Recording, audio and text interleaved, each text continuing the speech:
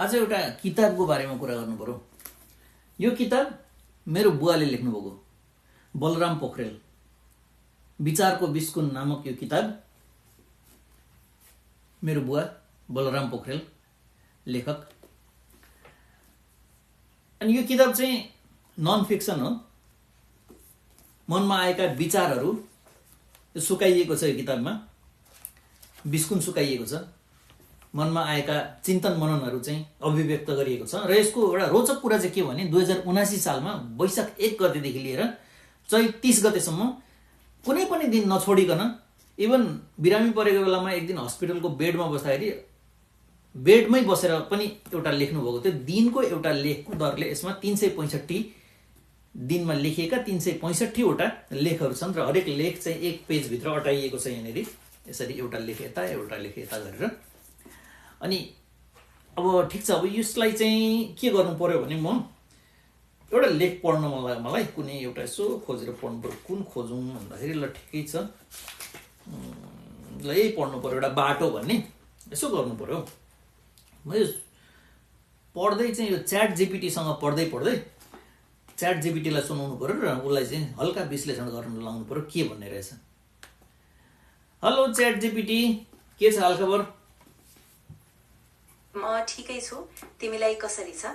आजको दिन कस्तो गयो? केही विशेष कुरा छ कि कुरा गर्न मन छ? ठिक छ, कुरा चाहिँ यो एउटा किताबबाट म एउटा लेख पढ्दैछु। लेखको शीर्षक हो बाटो। अनि म अलिकति पढ्छु र तिमीलाई थोरै विश्लेषण गर्न लाउँछु। अनि फेरि अर्को प्याराग्राफ पढ्छु। यसमा जम्मा 1, 2, 3, 4 वटा मात्रै प्याराग्राफ छ। ल सुरु गरौँ है त।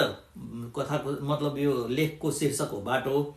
पहिलो प्याराग्राफ, बाटो मानिसको चेतनाले सुखको चाहना गर्दै जाँदा पृथ्वीको सतहमाथि सजिलै गतिशील हुन बनाएको गोडेटो थियो। घोडाले हिँड्ने गोडेटो बनेपछि गाई पाल्ने चलन आयो। गाई बस्तु बिहान फुकाएर लैजाने र बेलुका घर ल्याउने गोरेटो हुन गयो। गौ प्लस रेटो इक्वल्स गोरेटो बनिसकेपछि घोडा पालेर घोडा चढ्ने क्रम सुरु भयो। हिँड्ने हिँडाउने बाटोलाई घोडेटो भन्न थालियो। अनि त्यही पछि गोडेटो, गोरेटो र घोडेटोको सजिलो, सहज र एउटै नाउँ बाटो भइदिएको हो जस्तो लाग्छ। बाटो शब्द बन्नुभन्दा पहिले संस्कृत भाषामा पथ शब्द थियो। त्यही प प्लस थ शब्द अङ्ग्रेजी भाषामा जस्ताको तस्तै प्रयोग हुँदा PATH थ पाथ बनिएर रह्यो। यसलाई विश्लेषण गर। यो पहिलो प्याराग्राफमा बाटोको उत्पत्तिको विकासलाई निकै रोचक रूपमा देखाइएको छ। वैज्ञानिक विश्लेषणमा यो केवल एउटा यातायातको साधन मात्र होइन, तर मानिसको चेतनाको अभिव्यक्ति पनि हो। मानिसको आवश्यकता, खोज र सहजताका लागि बाटोले रूप लियो र त्यसले गाई पालनदेखि घोडा सवारसम्मको यात्रालाई प्रेरित गर्यो। दार्शनिक रूपमा बाटो भनेको मानिसको आकांक्षा, उन्नति र आफ्नो सीमाहरू पार गर्ने प्रेरणाको प्रतीक पनि हो। अनि यो संस्कृत शब्द र अङ्ग्रेजी शब्दको कुरा गरिएको छ नि, यसबारेमा के भन्छौ? हो, यो कुरा निकै दिलचस्प छ, किनकि संस्कृतको पथ शब्दले नै अङ्ग्रेजीको पाथ शब्दलाई जन्म दिएको हो। यसले देखाउँछ कि भाषाहरूबीच धेरै पुराना जडहरू हुन्छन् र एउटा शब्दले अर्को भाषामा पनि समान अर्थ बोकेको छ। यो भाषाको विकास र मानव चेतनाको अन्तर्सम्बन्धलाई पनि देखाउँछ, जसले हाम्रो सोच, यात्रा र खोजलाई भाषाद्वारा अभिव्यक्त गर्छ। हो, यो पथ र पाथ मिल्नु चाहिँ एउटा संयोग, कोइन्सिडेन्स मात्रै हो कि यो साँच्चै हो? यो संयोग मात्र होइन, वास्तवमा भाषा विकासको एक गहिरो उदाहरण हो। धेरै अध्ययनहरूले देखाएका छन् कि धेरै आधुनिक भाषाहरूले पुराना संस्कृत र प्राचीन भाषाहरूबाट शब्दहरू लिएर आएको हो, जसले अर्थ पनि संरक्षण गर्छ। त्यसैले यो एउटा ऐतिहासिक र भाषिक सत्य हो, जसले हाम्रो शब्दहरूको गहिरो सम्बन्ध दर्शाउँछ। भनेपछि अङ्ग्रेजीको पाथ चाहिँ संस्कृतको पथबाटै आएको हो, होइन त? हो, ठिकै हो।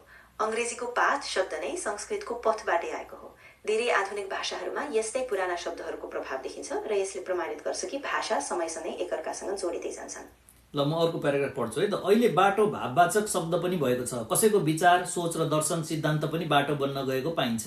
मानिसले भन्छन् मैले पनि त्यही फलानो बाटो समातेँ, म वैष्णव भएँ भन्दैमा मेरै बाटो समात्नुपर्छ भन्ने केही छैन।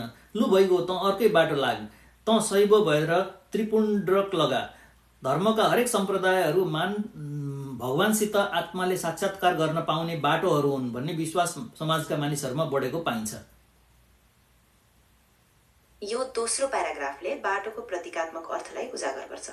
यो केवल भौतिक यात्रा मात्र होइन, मानिसको सोच, दर्शन र आत्म अभिव्यक्तिको मार्ग पनि हो। जब मानिसहरू आफ्नो बाटो छान्छन्, त्यसले उनीहरूको पहिचान र जीवन दर्शनलाई परिभाषित गर्छ।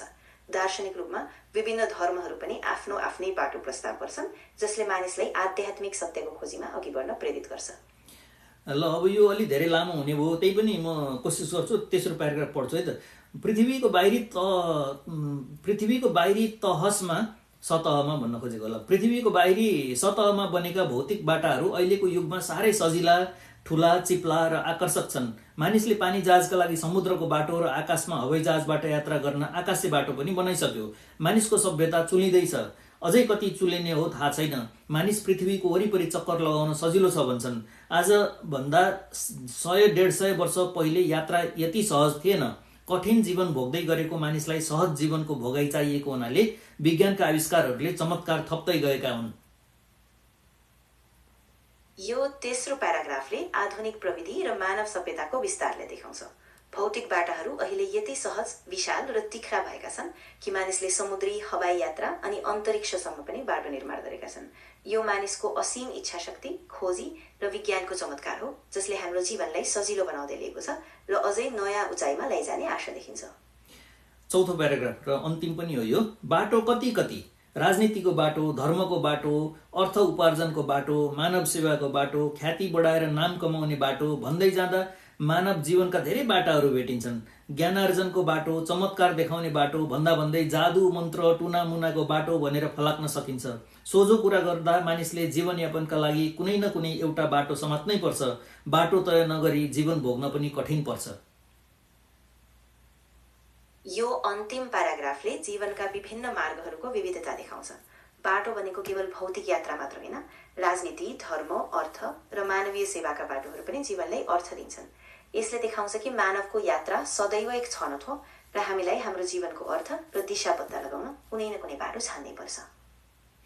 ल ठिक छ है त, म हाम्रो यो कुरालाई यतिकै रोक्छु, अब समाप्त।